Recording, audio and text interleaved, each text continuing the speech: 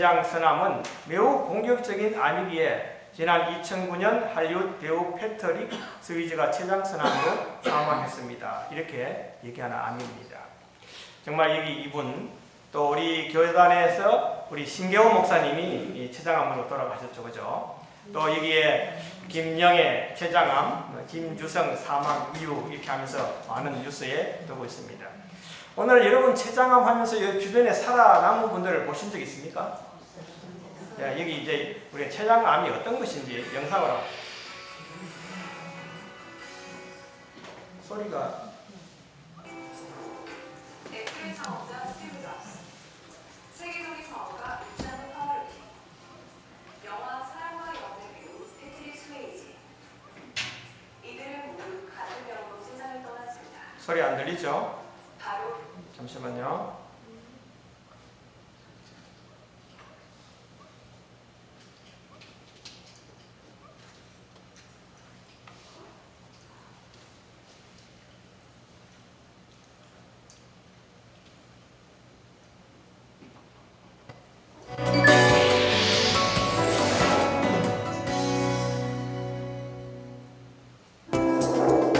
애플의 창업자 스티브 잡스, 세계적인 사업가 루치아노 파바로티, 영화 사랑과 영혼의 배우 패트릭 스웨이지. 이들은 모두 같은 병으로 세상을 떠났습니다. 바로 췌장암인데요. 췌장암은 특히 예후가 좋지 않은 암 중의 하나로 우리나라 건강보험 심사평가원 통계에 따르면 진단 후 1년 내 사망률이 1위라고 합니다. 이렇게 무서운 병이지만 정작 우린 췌장에 대해 잘 모르는 게 사실입니다. 우리말로 이자라고 부르는 췌장.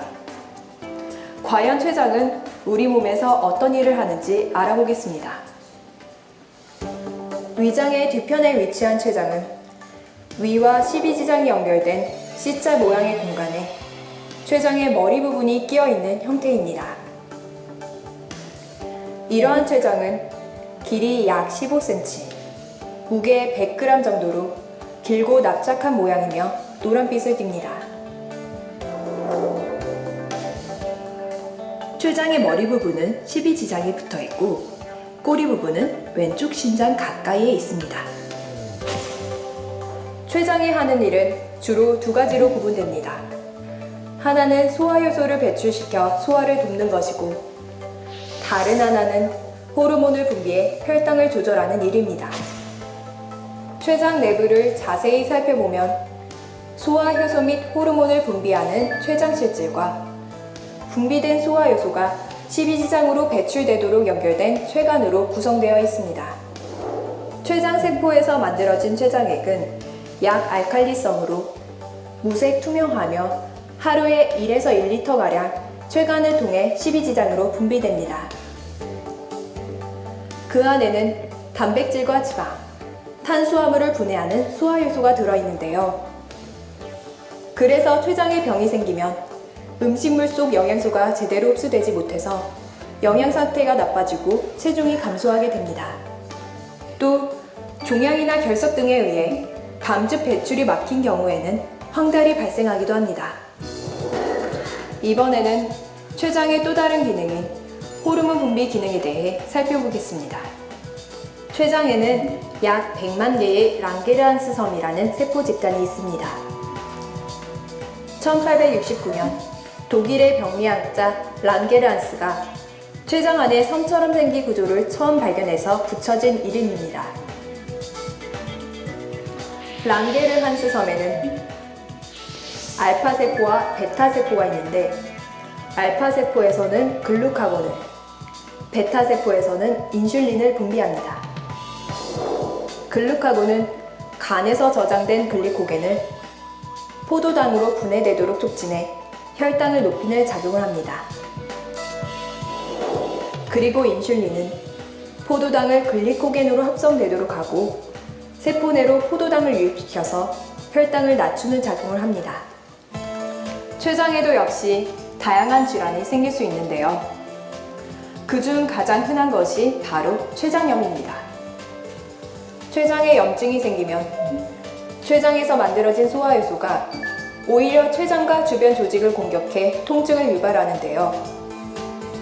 만성 췌장염의 경우 대부분 배 위쪽이 많이 아픈데 음식물을 섭취하면 더 심해지는 게 특징입니다. 통증이 심하면 등 쪽까지 아프기도 합니다.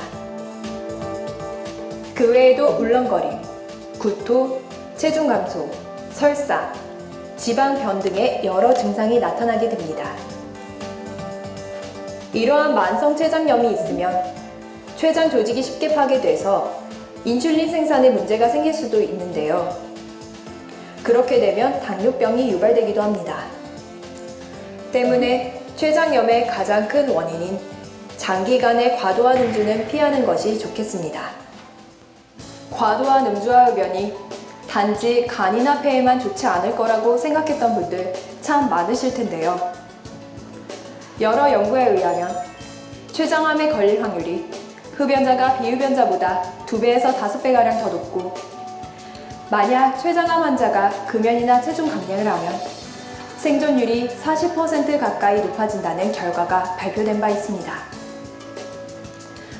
이처럼 췌장의 건강을 위해서라면 술과 담배는 꼭 피하는 것이 좋겠습니다. 예, 우리 간단하게 이제 살펴봤는데요. 이 췌장, 여러분 췌장 가지고 있습니까? 네.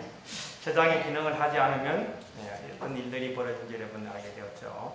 췌장은 정말 우리 몸의 모든 장기는 다 중요하지만 없어서는 안 될 장기이기 때문에 만들어졌고, 우리가 췌장암이 걸리는 이유가 뭔지 우리가 한번 살펴보면 좋겠습니다. 이게 이 영상을 한번 보면요. 자, 우리 췌장은 우리 몸의 뒤쪽, 등 쪽 가까이 깊숙한 곳에 숨어 있다. 길이 15cm, 무게는 채 100g이 되지 않지만 100g이 되지 않은 췌장액을 분비한다. 분비된 췌장액은 십이지장으로 배출되어 우리가 섭취한 영양분의 소화를 돕는다. 또한 혈당을 조절하는 인슐린과 글루카곤을 만들고 이것을 혈액 속으로 분비해 혈당 조절에도 관여한다. 췌장은 크게 세 부분으로 나뉘는데 십이지장과 가깝게 붙어있는 머리와 점차 가늘어지는 몸통, 그리고 꼬리로 이루어져 있다. 이 중 전체 췌장암 발병률의 70%는 머리 부분에서 발병한다. 무엇보다 췌장은 우리 몸속 깊숙이에 자리 잡고 있어 병이 진행돼도 병을 발견하기 어렵다. 발견하기 어려운 암이라는 사실들 이렇게 기억하시면 좋겠습니다. 여기 보면은 췌장이란 모든 암 중에서 생존율이 가장 높다, 가장 낮은 췌장암이다. 악명 높은 암이라고 얘기를 합니다. 첫째는 췌장은 인슐린 호르몬을 분비하는 기관이고, 둘째 췌장은 소화 효소를 분비하는 중요한 기능도 맡고 있습니다. 췌장은 탄수화물 50%, 단백질 50%, 지방 90%를 소화할 수 있는 효소를 분비하는 기관입니다. 그런데 이 췌장이 왜 망가질까요? 네? 뭐 많이 먹어서? 너무 빨리 먹어서?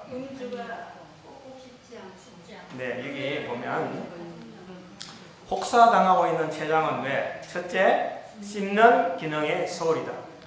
여러분, 그렇게 음식을 너무 빨리 먹는 사람, 음식을 씹지 않는 사람, 탄수화물을 꼭 소화시키는 아밀라제 효소는 심속에서 꼭꼭 씹어야 삼켜야 한다. 그래야 치아 32개가 있다. 안 씹는 탄수화물 다당류의 덩어리인 채로 장으로 내려가면 실로 두렵다.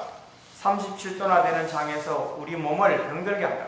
결코 그래서는 안 되기에 응급장치처럼 작동하는 바로 췌장, 이것은 췌장을 불안하게 만드는 기름길이다. 그리고 우리가 음식을 빨리 먹으면 좋겠죠, 그죠? 음식을 어떻게 먹자고요? 천천히 어떻게 씹자? 꼭꼭 씹자. 꼭꼭 씹는 사람은, 지난번에 제가 한 말씀 드렸죠. 꼭꼭 씹는 사람은 절대로 사람을 씹지 않는다. 사람을 씹는 사람은 음식을 씹지 않고 바로바로 잘 넘긴다. 닮은 꼴입니다. 두 번째로, 첫째는 씹는 기능의 소류, 두 번째는 단 것을 너무 많이 먹는다. 예, 여러분 제발 줄여야 할 것이 무엇인지 아세요? 여러분 가정에 당분을 줄이셔야 됩니다. 어쩌면 나이 드신 어르신들 노인회관이나 뭐 농협이나 이런 데 가면 다 사탕과 우리 있잖아요. 정말 여러분 눈깔 사탕이라도 안 드시면 좋겠습니다. 예. 췌장이 휴식할 틈도 주지 않고 너무 자주 너무 많은 단 것을 즐기면 췌장도 결국 뭐 든다고요? 손을 들게 된다는 겁니다. 인슐린 분비에 브레이크가 걸리면 혈당 조절이 실패하기 때문이다. 이것이 당뇨병이다.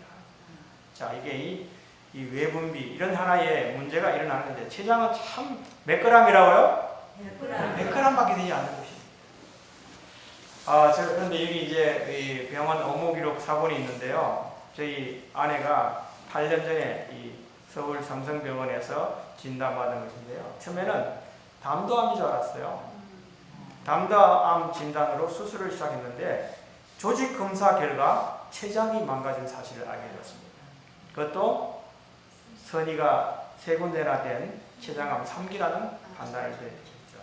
그래서 이 췌장암 머리 3분의 1을 잘라내는 히플 수술을 하게 된 것입니다. 예. 그러면 여기 날마다 혹사당하는 장기를 췌장을 살리는 기술은 첫 번째 뭐라고요? 꼭꼭하니 이게 무조건이 들어가야 돼요. 무조건 꼭꼭 천천히 씹어라. 실천하시겠습니까? 네. 실천 안 하면 당연히 이 췌장암 걸리는 거예요. 천천히 꼭꼭 씹어 먹으면 좋겠습니다. 그래서 여러분 꼭꼭 씹으려면 어떻게 하면 좋을까요? 천천히. 아니 천천히인데 어떻게? 이렇게. 뭐 따로 밥 따로? 밥 따로 반찬 따로. 밥 먹고 반찬 먹고 밥 먹고 반찬. 밥을 꼭꼭 씹어 먹고 그 다음에 반찬 씹어 먹고 밥 꼭꼭 씹어 먹고 반찬 이렇게 해야 되는데 밥 들어가고 반찬 들어가고 밥 들어가고 이거 씹을 시간이 없어. 막 죽죽죽 다 들어가 버려요. 그런데 씹어야 한다는 그것을 잊어버리는 것 같아요. 우리가 가장 기본이 되는 운동은 씹는 운동입니다. 이 이빨은 몇 개, 32개의 이빨이 잘 씹도록 되어 있는 것입니다. 씹어야만 이 아밀라제 효소로 의해서 이 탄수화물이 당단으로 바뀌게 되는, 입에서 소화가 되는 것입니다. 그래서 절대로 우리가 좀 밥 따로 반찬 따로 해서 잘 씹는 여러분이 됐으면 좋겠습니다. 첫째는 뭐라고요? 무조건 꼭꼭 천천히 씹어 먹자. 두 번째는 물 마시기입니다. 예. 저는 최근에 이거 건강에 강의를 하면서 보면서 물을 마시는 것이 의무적인 물이 아니라 물은 우리의 인체를 구성하는 액체임에도 불구하고 물이 에너지화로 바뀐다는 사실을 알게 되었습니다. 여러분 에너지가 너무 없는 사람은 물이 가수분해를 통해서 에너지로 바뀐다는 것이 학교에 발표가 됐어요. 예. 이 마그네슘을 처음에 분해하기 전에는 가수분해하기 전에는 600J가 됐는데 가수분해가 되면 5850으로 바뀐다는 겁니다. 그래서 물이 들어가면 우리 몸에 풍성한 에너지의 힘이 저축된다는 것입니다. 그래서 물을 잘 마시자. 네, 그런데 첫째, 식사 시간에 물 마시지 않기. 국찌개를 뭐하자? 배제하자. 이게 지금 가르치는 의사들이 가르치는 방법입니다. 둘째는 식사 후에 몇 시간 후에 물 마시자? 2시간 후에 물을 충분히 마시자.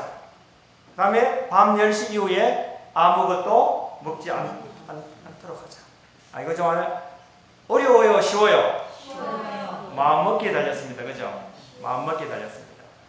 그래서 무조건 단 것을 적게 먹자. 그 이계호 교수는 먹을 때부터 혈당이 치솟는 것을 피하면 췌장이 과로할 필요도 없고 인슐린이 쏟아질 필요도 없다며, 그래서 중요한 것이 단 것을 최대한 줄이는 것이라고 말한다. 그런데 단 것을 여러분 줄이려면 첫째 주부들이 설탕을 안 사야 됩니다. 실천하기 쉽죠, 그죠? 돈 아끼고 건강 저축하고. 그런데 뭐 원당은 괜찮겠어요? 모든 것이 마찬가지입니다. 할 수만 있다면 줄이면 좋겠습니다. 근데 여기 이제 이렇게 말하고 있습니다. 좋은 음식 올바른 식사 겉면에 많은 사람들이 식사와 함께 찬물을 마시는 실수를 저지른다. 천천히 씹어라. 그리하여 침이 음식에 섞일 여유를 허락하라. 식사와 함께 물이 위에 많이 들어갈수록 음식은 소화하기가 쉽다? 어렵다는 것입니다. 왜 어려울까요? 여러분 식사에 국물을 많이 먹으면 어느 병이 걸릴까요? 네? 진한 고기 국물이 든 많은 것을 마시게 되면 어떤 병이 걸릴까요? 신장, 콩팥, 나중에는 투석하게 됩니다. 투석에 굉장히 아주 안 좋은 징후가 생기는 것입니다. 그래서 식사 시간에 국물을 뭐 하자? 배제하자. 가급적이면 할 수만 있다면. 예. 그래서 이 밥 따로 물 따로라는 그런 음식법도 있습니다. 그래서 보면은 50%는 의사가 고치고 95%는 누가 고친다? 내 몸이 고친다. 이런 책을 쓰신 분이 있어요. 그래서 아는 것은 뭐라고요? 알면 뭐해? 실천이 답이다. 알면 뭐해? 실천해야지. 이게 아는 게 힘이 아니고 실천이 힘인 것입니다. 예. 저희가 이제 2019년 4월 달에 각삼남시가 사는 건강법이 건강 다이제스트에 소개되었습니다. 저희 다이제스트 기자가 직접 저희 집을 내방해서 한 몇 시간 동안 인터뷰를 했습니다. 여기 보면은 췌장암도 축복으로 각 삼남시가 사는 법 해가지고 100% 남편이 해주는 항암 요리 먹으며 하루하루 행복해요. 여기 보면 요즘 이제 감홍시가 많이 나오잖아요. 감홍시로 만든 과일 샐러드, 물로 볶은 양배추 볶음, 쑥으로 만든 와플, 토마토 국물로 만든 국수, 췌장암 수술을 받으면서 아내를 위해 100% 남편이 해주는 항암 요리들이다 하면서 쭉 이렇게 얘기를 하고 있습니다. 이거 이제 2페이지, 이게 지금 4페이지인데, 처음에는 여기 담도 암인 줄 알았는데 조직 검사 결과 임파선 3군데가 전이된 췌장암 3기로 판정을 받았는데요. 처음에 가니까 자꾸 소화가 안 되는데, 소화 안 되고 병원에 입원하라고 하니까 우리 각 집사가 병원 입원하지 않고 집에 왔어요. 일주일 지났는데 병원에 가는 동시에 완전히 한 달이 일이 정상이라면 9점 얼마가 딱 나오는 거예요. 얼굴이 노랗고 눈이 노랗고. 그날 당장 병원에 입원해서 이 췌장에 담즙이 나오는데 튜브를 2개를 박아가지고 담즙을 빼내니 그때 얼굴이 노란 게 없어지더라고요. 근데 이 담즙이 하루에 1리터가 나와요. 1리터가. 그건 누가 만드는 거예요? 그게 순환이 안 되면 췌장암이 걸리는 것입니다. 췌장이. 예. 그래서 여러분 부지런히 열심히 따라해 보시면 좋겠습니다. 여러분의 몸에 스피어가 있는 게 아니에요.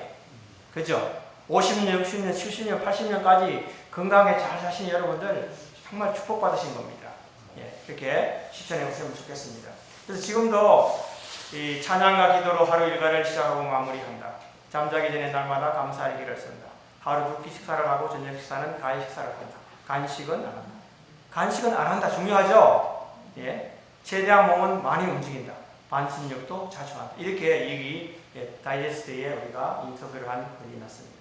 정말 이 행복한 시절, 선교지에서 정말 보냈던 그런 사진들, 이런 사진들입니다.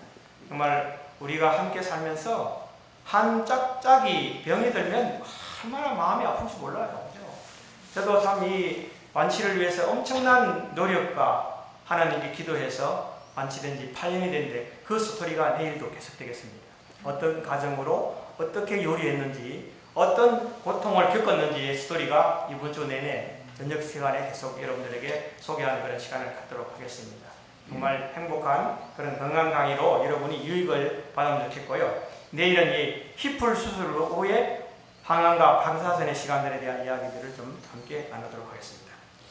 자, 오늘 이제 사랑의 편지를 받은 행복, 우리 다 같이 하나님 말씀 읽어보겠습니다. 시작. 너희는 우리로 말미암아 나타난 그리스도의 편지니 이는 먹으로 쓴 것이 아니요 오직 살아계신 하나님의 영으로 쓴 것이며 또 돌판에 쓴 것이 아니요 오직 위의 마음판에 쓴 것이라. 아멘. 고린도후서 2장 3장 고린도후서 3장 3절의 말씀입니다. 이제 요즘 이런 가을의 정치를 여러분 보십니까? 예, 가을의 정치를 보시죠. 여기 오래전 1,900 90년도에 서울 영어 학원에서 봉사하던 선교사 가운데 룻 아틸스가 있었습니다. 이분이 당시 50대 후반에 매우 희생적인 선교사였습니다. 한국에 와서 필요를 도와주며 가깝게 아주 지낸 한 선교사입니다. 한국에서 이제 그녀가 귀국한 후에 편지를 보내왔습니다. 어떤 편지를 보내왔는가 하면 이런 편지를 보내왔습니다. 아름답고 빛나는 가을입니다. 나는 가을을 사랑합니다. 가을 아침은 내가 좋아하는 모든 것을 가지고 있습니다. 햇빛, 청명한 공기, 새들, 고요함. 나는 가을의 색상을 참으로 좋아합니다. 나는 이 가을의 매 순간을 즐길 것입니다. 여러분, 요즘 가을이 너무 아름답죠? 예, 너무 단풍 색깔이 너무 아름다운 그런 모습들을 우리가 볼 수가 있는 것입니다. 하나님께서는 사람들의 마음에 뭐를 심어 놓으셨다고요? 아름다운 정서를 심어 놓았습니다. 봄에는 이렇게 아름다운 튤립들이 색상으로 다 맞춰져 있는 거예요. 얼마나 보는 것만으로도 너무 행복해서 못 견디겠어요. 그죠? 예? 하나님이 천연계를 통해서 우리에게 뭐를 쓰신 거예요? 편지를 쓰신 겁니다. 편지를. 또 이 여름이 되면 이 초록 계절이 얼마나 초록 색상이 아름다운지 여기를 지날 때마다 막 사진 삽들을 막 눌러대는 것입니다. 그렇죠? 이 가을에 정말 이 단풍들이 얼마나 이쁜 단풍들인지. 아마 올해 단풍 색깔이 너무 아름다운 것 같아요. 여러분들이 예쁜 마음이라서 그래요. 네? 또 겨울에는 이렇게 또 아름다울 수가 없어요. 아름다웠어요. 가을은 정서를 깊고 풍부하게 하는 계절입니다. 그렇죠? 자연도 깊어지고 사람들의 마음도 깊어집니다. 그래서 우리가 가을에는 편지를 쓰겠어요 라는 노래도 있죠. 그죠? 예. 노래가 있습니다. 이처럼 가을은 편지를 쓰고 싶은 만큼 우리의 정서를 깊고 풍부하게 합니다. 편지는 닫힌 마음을 여는 마법의 열쇠인 것입니다. 말로 전할 수 없는 깊은 마음을 전할 수 있는 편지인 것입니다. 그렇죠. 이게 제가 이런 편지를 딱 쓰죠. 편지는 마음을 여는 뭐라고요? 열쇠입니다. 그래서 여러분이 초청하고 싶은 분이 있다면 편지를 쓰세요.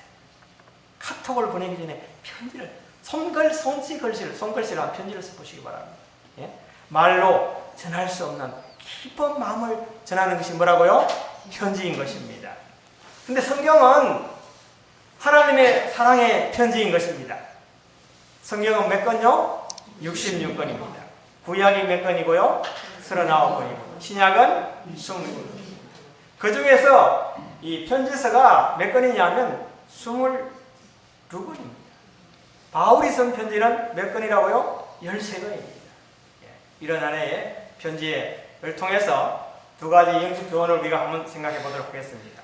그리스도인은 그리스도의 뭐라고요? 편지라고 하는 것입니다. 기독교인은 그리스도의 뭐라고요? 편지다. 누구 편지라는 겁니까? 우리가. 세상 사람들은 그리스도를 읽는 편지를 보는 것입니다. 네. 그래서 너희가 우리의 뭐라고요? 편지라. 고린도후서 3장 2절에 너희가 우리의 뭐라고요? 편지자. 우리 마음에 섞고 무사람이 알고 뭐라고요? 읽는 바라. 여러분, 여러분의 삶을 세상 사람들은 편지 읽듯이 읽는단 말입니다. 그죠? 바울이 고린도후서에 사용한 상징 세 가지가 있는데요. 여기 첫 번째가 뭐라고요? 그리스도의 향기. 두 번째가 그리스도의 편지. 세 번째가 그리스도의 대사. 이렇게 편지를 씁니다. 여기 한 목사님이 대학 시절에 연애 편지를 쓴 내용을 소개하고 있습니다. 이 목사님이 대학생 시절인데 겨울 방학 동안에 한 신학과 후배와 함께 생활관에서 지냈답니다. 그가 한 여학생과 사랑에 깊이 빠져 있습니다. 그런데 사랑을 하면서도 고민이 많았습니다. 왜냐하면 그 여학생은 예쁘고 아주 신앙적이었습니다. 집안도 부유하고 신앙가정이었는데 그 후배는 여학생에 비해서 너무나 가난했고 신앙도 하지 않는 가정이었습니다.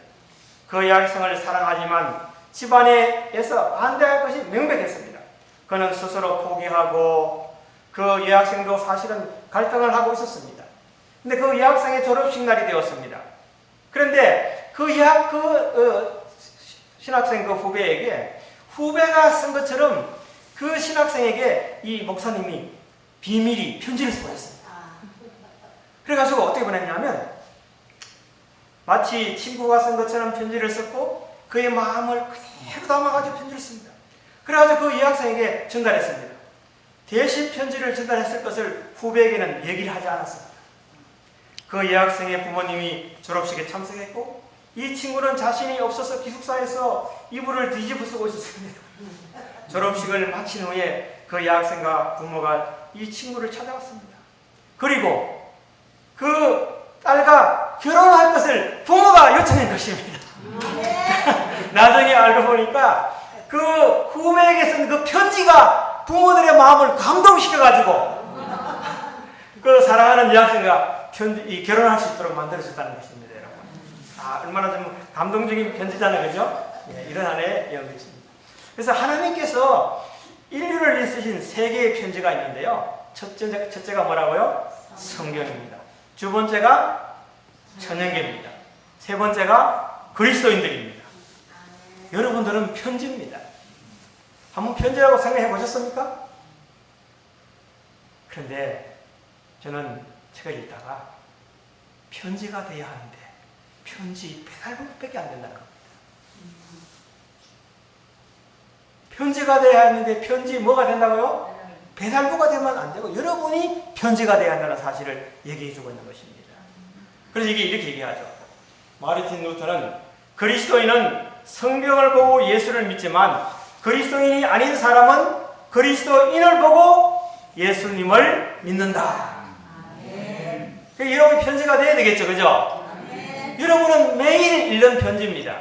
길을 가다가 만약에 휴지를 줍는다. 야, 이방인들이 보면 저분 너무너무 정말 사회를 깨끗하게 하는 분이야라고 하는 것입니다. 아파트에 살아도 그리스도인이 사는 아파트 문은 아주 소리도 안 나게 잘 몇시닫고 큰 소리가 안 나요. 모든 집안이 깨끗해요. 이게 바로 편지인 것입니다. 이 바울의 이 대적자들이 공격했습니다. 바울은 사도가 아니다. 바울은 구원관이 틀렸다. 율법을 무시한다. 이렇게 많이 막 되십니다. 그래서 이 단순한 복음을 혼잡하게 만든 대적자들이 이렇게 얘기한 것입니다. 그런데 여기 이제 고린도후서 2장 17절에 우리는 수다한 사람과 같이 하나님의 말씀을 혼잡하게 하지 않고 곧 순전함으로 하나님께 받은 것 같이 하나님 앞에서 그리스도 안에서 말하노라라고 했습니다. 그러면서 너희가 뭐라고요? 너희가 우리의 편지다. 너희가 우리의 편지다. 여기에 치과병원에서 근무하신 몽고메리 장로님이 있었습니다. 한국의 이름을 지었는데 모강명이라고 이름을 지었습니다. 아주 유머도 아주 풍부했다고 하는 것입니다. 이 영구 귀국 예배를 드릴 때 한 목사님이 이렇게 소개하고 있습니다. 제가 봤던 외국인 가운데 가장 신실한 헌신적인 치과 선교사였습니다. 어느 날 대예배에 그분의 설교를 제가 통역했습니다. 그분은 머리숱이 없어서 빛이 났습니다. 그런 그분이 자신의 이름이 모강명이라는 이름 뜻이 무엇인지를 설명했는데 모는 머리고 강은 선샤인 빛나다, 어는 브라이터. 그래서 모강명이라고 이름을 지었다고 한바탕 머리가 없으니까 이렇게 모강명이라고 자기 이렇게 하면서 그걸 설명하면서부터 아주 그 설교하는 그 교회 안에는 웃음 바다가 되었습니다. 이 외국인 가족들이 치과 의료원에서 근무했던 그분의 아주 단골 환자였던 많은 분들이 비자를 못 받으면 이분이 추천서만 써주면 비자를 받게 됐다는 것입니다. 그래서 많은 한국인들이 비자를 못 받아 첫 번째 거절했을 때 이 장로님이 추천서를 쓰기만 하면 비자를 받는 놀라운 축복의 통로가 되었다고 하는 것입니다. 저는 여기 글씨가 작아서 잘 안 보이시죠? 여기 제가 2011년에 사랑하는 아들 신념이에게라는 편지를 썼습니다. 제가 이 내용이 좀 있긴 하지만 그때의 감정을 좀 살려서 한번 보겠습니다. 사랑하는 신념아, 너무나 보고 싶구나. 언제나 진실하게 살아가는 너를 위해 기도하고 있다. 한국을 떠나온 지 벌써 8개월이 지나고 있구나. 작년 12월 청령 선교사 본부로 와서 젊은 선교사들과 함께 영어 공부도 하고 유익한 훈련을 하며 선교지에서 잘 지낼 수 있는 적응 훈련을 마치고 선교사란 이름으로 오늘 여기 있다. 선교사란 하나님의 일을 위해 오지에서 오직 한 가지 주님의 복음이 전거되는 꿈을 이루는 것뿐이냐. 돈이 잠시 안락하게 하지만 허전은 계속되고 필요는 계속 요구되는 것뿐이지만 하지만 영혼을 위해 선교사란 이름으로 살아가는 것은 그 자체가 기쁨이고 행복이라고 해야 할까. 신념아, 부모가 자녀를 향한 마음은 오직 한 가지뿐이란다. 이제 장성한 모습으로 자라서 사회의 일꾼으로 자기의 맡은 일을 충실히 하는 것을 생각하면 대견하지. 사람이 살아가는데 의식주가 필수적이지만 사람이 사람답게 살아가는 것은 정말 모든 부모들이 자녀를 향한 기대치가 아니겠니? 그 기대치가 자신을 움직이게 만들고 그것이 자신이 하고 있는 일에 행복을 가져다 주는 것이지. 우리가 잠시 떨어져 있지만 우리는 잠시 잠깐 후에 얼굴을 대면하고 볼 거야. 남자가 태어나서 할 일도 하고 꿈도 꾸고 보람도 맛보면서 너의 장래를 위해 진보하는 그 모습을 보고 싶구나.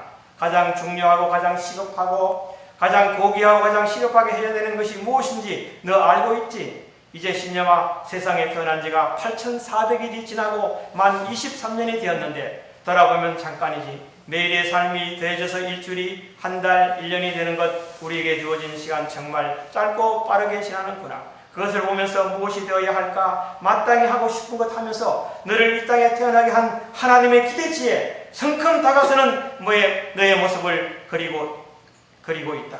세상에 무엇과도 바꿀 수 없는 것이 바로 자녀, 내 몸에서 모래알보다 작은 것이 사랑의 힘으로 엄마의 자궁에서 10개월이 지나서 세상에 단 하나밖에 없는 인물로 태어나서 얼마나 자랑스럽고 귀엽고 아름다운 우리 사랑하는 아들인데 모든 것을 다 주고 싶은 심정인데 부모가 자녀를 향한 마음이 이토록 크고 매일을 바르게 믿음 안에서 자라며 튼튼하게 자라기를 위험 가운데 빠지지 않기를 바라는 기도의 제자는 한국을 떠나온 이후로 계속되고 있지. 너는 이제도 부모는 잊을 수 없다. 너를 향한 하나님의 위대한 계획을 이루는 그날까지 엄마 아빠는 신념을 위해 기도의 항불은 계속될 거야.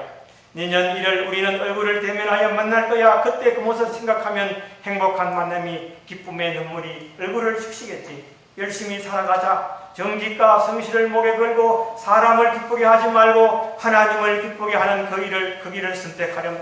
정말 값지고 가치 있고 그것을 선택해서 심어야 한다. 세상의 원리는 심어야 거둘 수 있어. 자녀를 위해 부모로서 그지없지만 너는 모든 것을 용서해다오. 너를 향한 기대치는 부족한 부모이기에 더 많은 관심과 기도로서 매일을 전능하신 하나님께 위탁하고 있다. 오직 사랑하니 말이야. 땀이 없는 것은 주저앉고 있는 것. 훈련이 있었기에 현장에서 잘 견딜 수 있듯이 진정한 행복은 땀이 있어야 하는 법. 노력의 결정물이 바로 땀이고 땀이 주는 선물이 바로 행복이 아닐까. 오늘이 있지만 우리에게는 내일이 없는 날이 있다. 오늘이라고 하는 그날을 잘 살아야 한다. 계획을 잘 세워서 야무지게 꿈을 만들어가자. 이 편지가 언제 아들 손에 들어가서 읽어질지 알지 못하지만 우리는 신념을 향한 신뢰와 사랑은 조금도 쉬지 않고 계속되고 있다.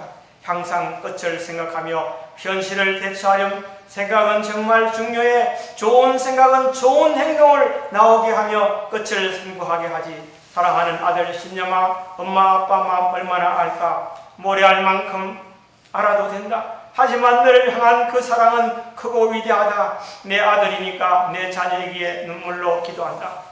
큰 나무는 작은 도토리 속에서 시작된다. 작은 것에 충실하는 문제는 작은 것에서 시작된다. 하나님을 향한 작은 것이 중요하다. 예스와 노 큰 차이가 있다. 한 번 더 생각하고 결정하고 행동하렴. 잘 살아주어서 고맙다. 성실하게 지내렴. 2012년 1월 만나자. 변화된 모습으로. 우리는 하나, 우리는 한 가족, 우리는 한 믿음. 너를 향한 엄마, 아빠의 사랑 말로 글로 다 못한 것 기도의 향연으로 실어보낸다. 보고 싶은 아들 사랑에 많이 너를 정말 사랑하는 엄마, 아빠가 한종석 2011년 7월 13일 이렇게 편지를 보냈습니다. 저는 선교사로 8년간 필리핀에 있으면서 자녀들에게 보낸 편지가 큰 라면 박스보다 더 큰 박스로 한 박스가 있습니다. 정말 편지는 저는 어떻게 그때에 이런 편지를 큰아들, 작은아들, 또 딸 이렇게 편지를 보냈을 때 지금 그 빛바랜 편지를 읽어보면 가슴이 뭉클한 것을 다시 한번 느낍니다. 하나님은 여전히 우리를 사랑하기 때문에 우리에게 편지를 보내겠다는 사실을 기억하면 좋겠습니다. 하나님은 너희가 그리스도의 뭐라고요? 편지라 하는 것입니다. 기독교인은 하나님의 영으로 쓴 편지인 것입니다. 너희는 우리로 말미암아 나타난 그리스도의 편지니 이는 목으로 쓴 것이 아니요 오직 살아계신 하나님의 영으로 쓴 것이며 돌판에 쓴 것이 아니요 오직 육의 마음판에 쓰신 것이라는 것입니다. 여러분, 여기 나폴레옹이 그의 사랑하는 아내 조세핀에게 보낸 연애 편지가 있습니다. 근데 이 편지에 편지를 몇 통 보냈는지 아십니까? 나폴레옹의 애인 조세핀에게 편지를 5,000통을 보냈습니다. 그런데 이 5,000통 이상의 연애 편지를 조세핀에게 보내주고 이 편지들은 낭만적이고 애절한 내용뿐 아니라 나폴레옹이 유럽 대륙을 휩쓸던 시기에 그 군사작전과 함께 조세핀의 안전을 걱정하는 내용도 포함되고 있다는 것입니다. 당시 역사적인 배경과 두 사람의 아주 복잡한 관계를 엿볼 수가 있는 것입니다. 그런데 이 나폴레옹이 결혼하기 전에 조세핀에게 보낸 친필 연애 편지가 경매에 붙었는데요. 그 경매가격이 얼마인지 아십니까? 27만 6천 파운드, 약 5억 1천만 원의 경매가 붙여졌다는 것입니다. 여러분, 편지를 쓰세요. 하나님이 보낸 여러분의 편지의 값은 이 편지보다 훨씬 더 비싸다는 사실을 아셔야 됩니다. 아멘. 여러분의 편지가 된다면 영혼을 주님께 인도할 수 있다는 사실입니다, 여러분. 아멘. 편지를 쓰시겠습니까?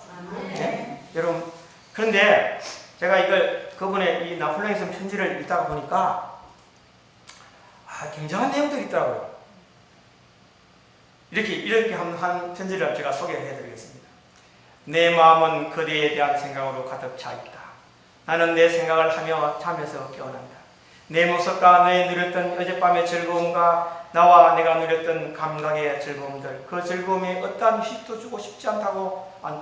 내가 만난 어떤 여자보다 매력이 있으며 그 어떤 여자에게도 견줄 수 없는 조세핀이여, 내 심장이 너를 위하여 일한다네. 너는 나로 인하여 화를 내는가? 너는 나로 인하여 불행한가? 너는 나로 인하여 황당한가? 너는 나의 사랑을 내 입술에서 내 입술을 맞출 때 나는 마음이 깊숙이 가득한 정복감을 느낀다. 이렇게 하면서 막 어떤 얘기도 있는데요. 한 번은 조세핀을 안고 싶어서 너는 목욕을 하지 말고 5일간 목욕은 5일 뒤에 만나자, 이라는 얘기죠. 얼마나 그 여인에 대한 이 애정의 애치를 그리워하는지 그런 내용도 있더라고요, 보니까. 그래서 이 조세핀이 어떻게 나폴레옹을 사로잡았을까? 여러분, 사랑하면 어떤 호르몬이 나오는지 아세요? 사랑하면 이거 보니까 페로몬, 남녀간의 의사소통의 호르몬이 나온다는 것입니다. 이 호르몬은 어떤 전쟁과 어떤 역환경 가운데서도 그 여인을 사랑하게 된다는 것입니다. 남녀가 서로에게 호감을 느낄 때 눈에 보이지 않는 화학작용이 일어난다. 이러한 화학작용에 반하는 것이 바로 페로몬인데, 잘생긴 외모에 이끌리는 것이 사랑의 물리학적 작용이라면 냄새에 이끌리는 것은 사랑의 화학적인 작용이라고 하는 것입니다. 그래서 이 조세핀이 정말 조세핀은 어떻게 나폴레옹을 사로잡았을까? 이 바로 그 페로몬 호르몬 때문에. 우리는 천하의 영웅 나폴레옹과 조세핀과의 사랑을 기뻐하면서 애틋한 낭만에 빠지든지 강렬한 카리스마로 전장을 지휘하던 나폴레옹이 6년의 연상인,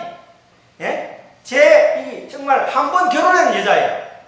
도세피니. 그런데 그 여인을 정말 지순한 사랑을 읽으면서 국경 없는 사랑을 부러워하는 것입니다. 사실 나폴레옹은 도세피니를 만나는 순간 한없이 빠져들었고 평생을 그녀를 집착하면서 살았다고 하는 것입니다. 여러분 그런 사랑을 하고 계신가요? 지금도? 결혼하고 30년, 40년 지나가지고 지금 건태기가 됐나요? 저희는 올해 결혼 44주년이 되었습니다. 여러분 아무리 철새 미인이라 하도 천하 모든 여자가 자기 여자라고 할 정도로 유럽 대륙을 한 손에 거머쥐고 있던 나폴레옹이 한 여자에게 매달렸다는 것은 납득하지 않는 스토리인 것입니다. 바로 누구가? 예수님이 여러분을 향해서 그렇게 하고 있다는 사실입니다.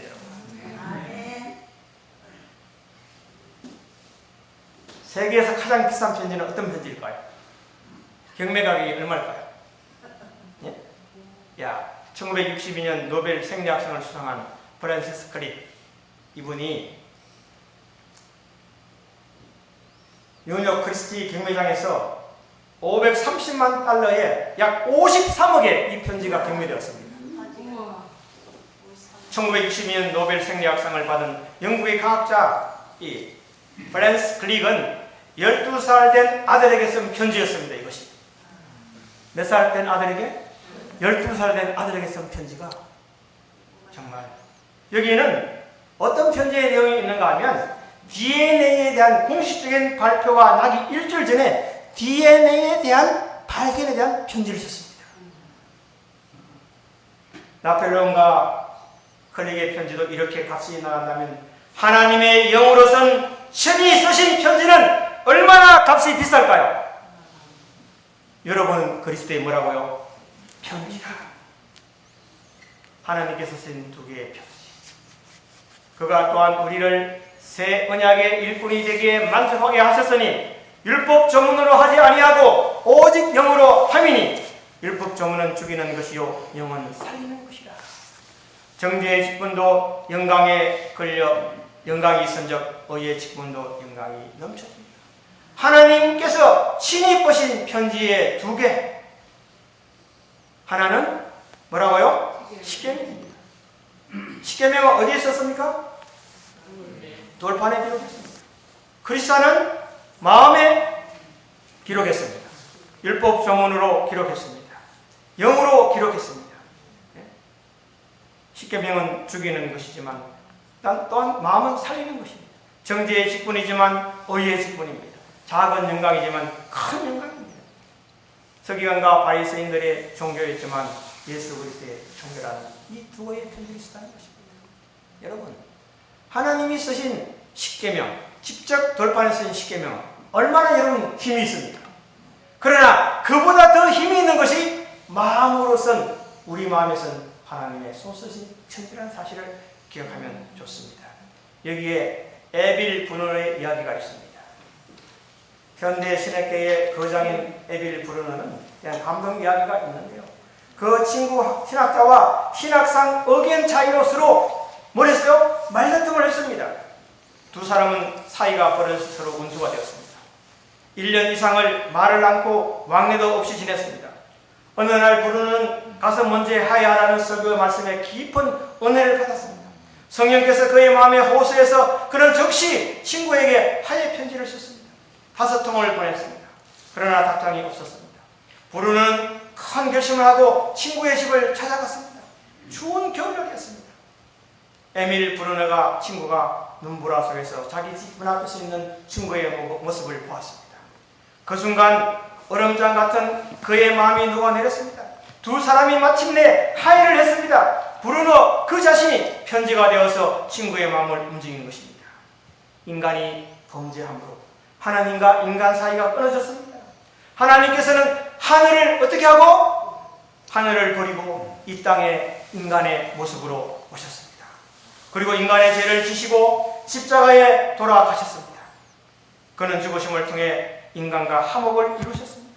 하나님의 사람을 이러한 그리스도의 모습을 본받아 살아가는 사람들인 것입니다. 그런 모습을 본받아 살아가는 우리 어림지교회 모든 성도님들이 되시기를 바랍니다. 여러분, 우리는 그리스도의 편지인 것입니다. 우리가 잘 아는 테레사 수녀가 있죠? 그분이 마지막 남긴 편지를 좀 나누려고 합니다. 당신이 가는 곳마다 사랑을 전파하세요. 먼저 당신의 집에서 그 일을 실천하세요.